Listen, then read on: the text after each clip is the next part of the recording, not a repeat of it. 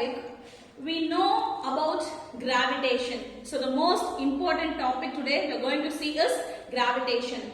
And before that, in the beginning, everyone said that Earth is an object which is circle in shape, it is round in shape. But later on, they found that it is elliptical in shape. And same as we know, there are certain planets that revolve around the Earth. And they also told that those planets revolve around the Earth in a circular orbit. Before that, what is an orbit? We know a path that is needed for the planets to move around. So that is called as orbit here. Fine.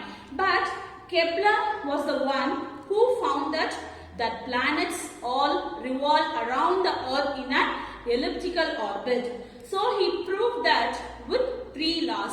We have 3 Kepler's law. So those laws, we can first let me write a topic on the board. The topic we are going to start is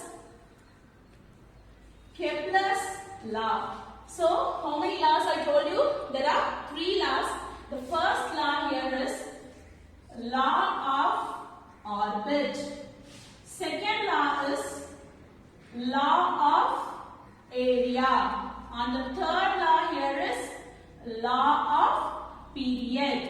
So there is a connectivity between all these 3 laws, and as well it is going to show that it moves around in an elliptical orbit with sun at the center point. So what are the 3 laws here?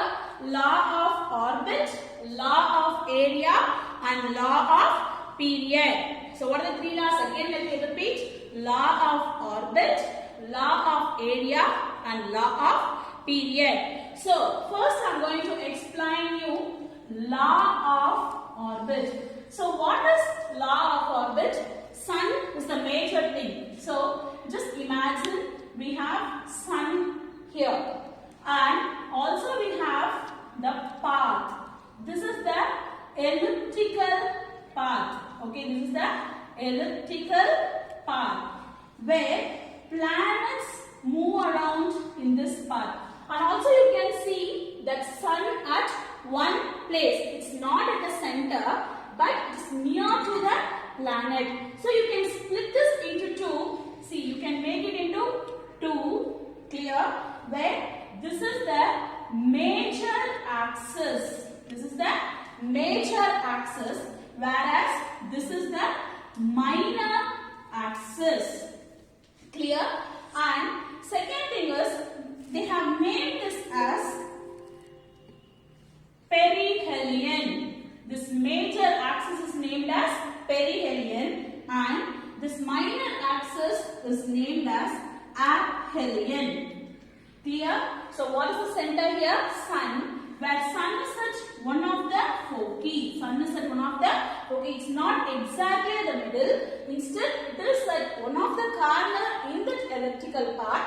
So we say that sun is at one of the foci. So the definition here we can see here. So the definition is each planet that revolve around. Each planet that revolve around where sun at one of the foci. So sun is at one of the foci, whereas all the planets revolve around the sun in an elliptical path. And what are the 2 important keywords here? One is major axis, which is perihelion, and second thing is minor axis, which is called as aphelion. Clear? So each planet that revolve around the sun having sun at one of its foci. Clear?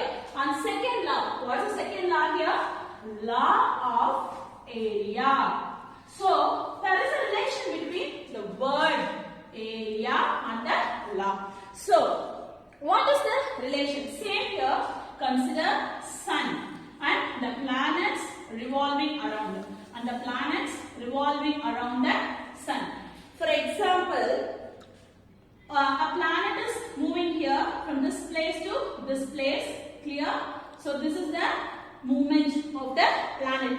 For nearly in 1 month, it has traveled to a distance. Clear? And same here, it will be moving all through the orbit.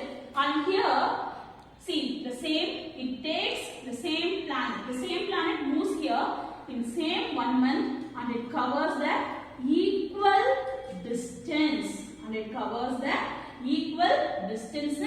1 month. For example, you can say the athletics tracks. So if you have you seen the athletic track? If someone is running about 200 meters, okay, it's not a straight, it's like a curved path we have taken here. If someone is running 200 meters, if 6 athletes or 4 athletes are running for 200 meters, the first one will be placed here, asked to sit here. And the second one will not be placed same along like this. Instead, the second one will be placed here, third one will be here, and the fourth one will be here. The reason behind this, the curve, it takes a long path when we compare to this axis. Am I clear? So here it cuts very sharp, but here the cut takes a long thing. So that to adjust that distance here, they have placed the athletes. They will be placing the athletes in different places. The same, even though this distance is little higher, it's shown like it is little higher, but it covers equal area in equal interval of time.